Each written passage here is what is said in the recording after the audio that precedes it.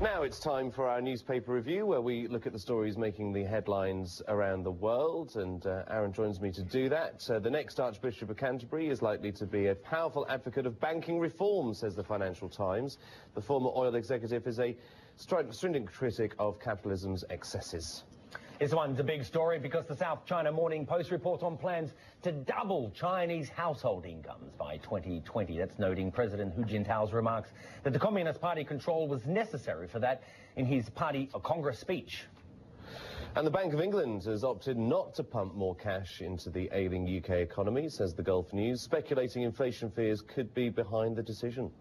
And the Daily Telegraph splashes on the news that Britain's biggest bank is at the centre of a major investigation after tax authorities were handed information about offshore accounts by a whistleblower. The Guardian claims that Foxconn, the Taiwanese manufacturer of many Apple products, is considering outsourcing jobs to the United States. There's a turn of the tables. And what about this one? McDonald's, Macca's, it's feeling fried. That's according to a Wall Street Journal, which says that the fast food chain has posted its first monthly sales drop in 9 years. Yeah, not buying enough Big Macs, obviously. Well, speak for yourself.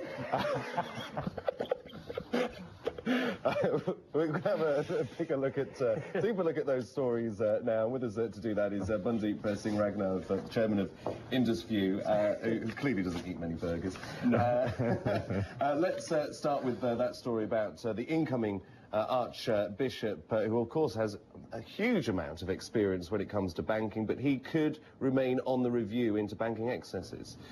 Well, he serves in the committee, of course, and being a House of Lords member. But it really is a question of, do we need divine intervention here, it seems, to get banking reform? Well, I think there's going to be lots of referrals to the Old Testament, isn't there, about stealing from the poor to give to the rich and the taxman. Absolutely. I think the difference vis-a-vis Atkins, who said before, was that you've got somebody who comes from business. The new Archbishop is a former oil trader, so he understands business. The danger, if I may, is that when you have a converted syndrome, the converts are usually more stringent and more strict about things than those who did not. So as a former business person, he's likely to be more strict against banks and big business success than somebody who was not there, because he's got that convert. There some may question the fact that what you said, he was an former oil executive, he's a millionaire, I believe, but some will go, he's not really a man of the people, is he? Well, there's that. It could be. I mean, very soon, today. About several million of them.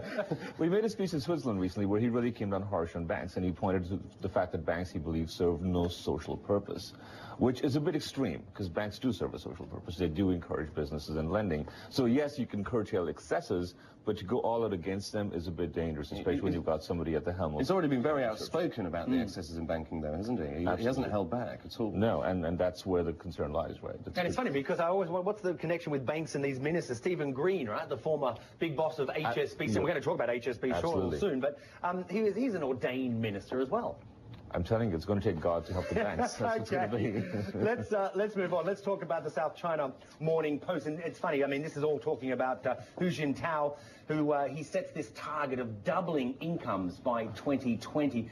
I guess, you know, that's been this whole juggling measure for the policymakers, the government in China, right? They're trying to sort of steer away from being so reliant on exports and to boost the domestic consumption, the domestic demand in China. Well, in China, God is creating wealth, right? There's no religion there, so what do people galvanize against? Prosperity, right? And in the absence of any political reform, even the elections that were held, they were a sharp contrast to the ones in the U.S. just a couple of days before. Yep. This is a closed-door session for a week, and you come out with a whole set of new people who last for a decade.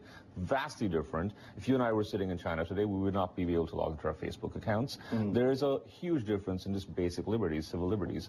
So what he's pushing for is income rising. Yes, that makes people happier. People want to be more prosperous. What he's missing, of course, is the fact that it's also creating a huge amount of disparity. You've got growing inequality in China. That's a big problem, right? The gap between the rich and the poor. Absolutely. Well, our correspondents have constantly mentioned this growing gap, and yet you haven't heard it mentioned from China's leaders yet. You hear about the anti-corruption stance, and you'd know that he's got to make that point because one of his associates' son crashed a Ferrari. Well, how did he afford that Ferrari? Right? That's a big question. So, yes, you got to have reform, but you can't just have reform and prosperity without making it communist and level playing. Otherwise, you're no different than capitalist America, are you? Just very briefly, though, do you think, all the measures that the government have taken in Beijing to try and reboost the economy, it's been flagging for a good couple of years now, but, today we had, inflation is down at 1.7% in October. I think we just had, literally before I came on air for this, industrial production numbers much better than expected. It looks like China's on the rebound. I think they bottomed out. I think they hit that number, which was below 8%, and they've always targeted 11, 12%, but down to where they are, 7.6 or whatever percent for last quarter, is the bottoming out. I think it is going to pick up. I believe that even with the Eurozone prices being what it is, the exports will rise.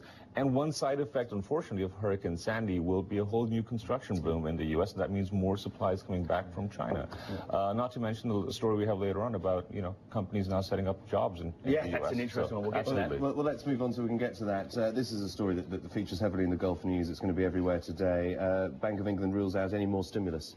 So I think that the headline is interesting because it's a question of what is stimulus, right? Do you buy debt, which is what they do by quantitative easing, or do you stimulate lending, which is a different thing altogether? So I think the Bank of England's taken the approach that we don't necessarily want to be just buying out old debt. Let's do this funding for lending program. Let's get banks to lend more to small business. Let's create more liquidity for increased lending rather than just buying out old debt and creating liquidity in the system that way. There's, of course, the underlying point about inflation, which may be a concern. It's at 2.2%, not hugely high, but it is something that they don't want to have out of control. And we're just at the cusp where you've seen a bit of growth, 1% year on year, but only 0.2% on the quarter. And of course, unemployment figures looking a little better. But I think the trick lies here now in fueling growth, which means much more lending, a lot more small businesses being able to access loans, which if you talk around the street is still not happening. No. Rather than just saying, let's... But isn't there a question, though? So, yeah, focus on getting banks to lend, and they've been trying to do it, but the banks, been holding on to a lot of that money. Yeah. But the question is, has the stimulus, the so-called quantitative easing, has it actually worked? There's huge questions about its effectiveness. I think it prevented things from just bottoming out and going crazy, but I don't think it's helping the uplift that's needed, and that's where the banks have to just go simply lend more. Okay, let's quickly talk about the Daily Telegraph. Drug dealers, gun runners, and Britain's biggest bank, HSBC. No suggestion that HSBC know about this. No, these are the allegations, but it's by the HM Revenue and Customs here in the UK. It's to do with what? A whistleblower said HSBC has got offshore accounts for drug runners. Well, 4,000. 4,000 with about £700 million, about $1 billion worth of offshore account assets. Well, this follows way back when in Liechtenstein, when you had a whistleblower there gave out secrets of or customer account secrets, and now Britain and the Inland Revenue is chasing that because there is obviously a lot of money sitting offshore, which is not bad in itself or wrong in itself. I think the question is, what is the source of the income? Because when banks open accounts, you do two things. You do a KYC check, know your customer, and the source of funds. And that's where that whole anti-money laundering investigation against HSBC, this face a $1.5 billion fine, is expanding. And this just is not good for HSBC right now. The focus is on tax evasion, though, isn't it? And but this is happening all over the world. Tax authorities are doing this everywhere, aren't they? Yeah, we're seeing it in the States, right? No, it's exactly where we're on track. We're seeing it in Germany, we're seeing it in Switzerland, we're seeing it in the States. And the question is, one, what will people do next? Because they will always find loopholes. Are they back to the Cayman Islands? Is it going to be somewhere in the Far East that becomes the next haven for tax? It's not just criminals, it's celebrities, it's all kinds of people that are being exposed. All okay for celebrities and whoever else legitimately makes money. There's talk about in fund managers putting £6 million offshore. Fine, if they made it legally, fine. I think the question is drug dealers and criminals. That's one that is really worrisome. Should we talk about, this is an astonishing story, isn't it? Is it a turn of the table? Barack Obama, if it's true, isn't it? Very good news, because we're seeing in the US unemployment rate, it dropped last time. Well, actually, it crept up, but it was below the 8% finally in his term. This is Taiwan, Foxconn, Taiwanese Foxconn. I mean, it's huge, right? Makes a lot of the Apple products. Correct. Outsourcing jobs to America.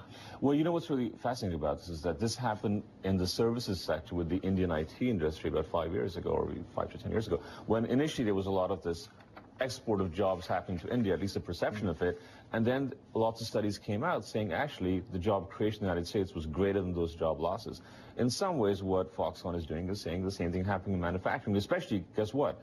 Chinese wages are rising, American wages are dropping, and you've got the currency rate not necessarily working in China's favor per se, so you've got job creation possible, nice gift to Obama post-election win that might actually help him create those 1 million new jobs he's talking Yeah, absolutely. Yeah. Well, we didn't get time to do McDonald's, but anyway. Oh, there we go. People just aren't buying enough burgers. Obviously. That's the headline for It that is. story. We need to eat more burgers. No, we don't. No, we don't. That would be irresponsible, wouldn't it? Don't eat more burgers. It is. Let's say goodbye. So I'll say goodbye. We'll see you soon. Thanks.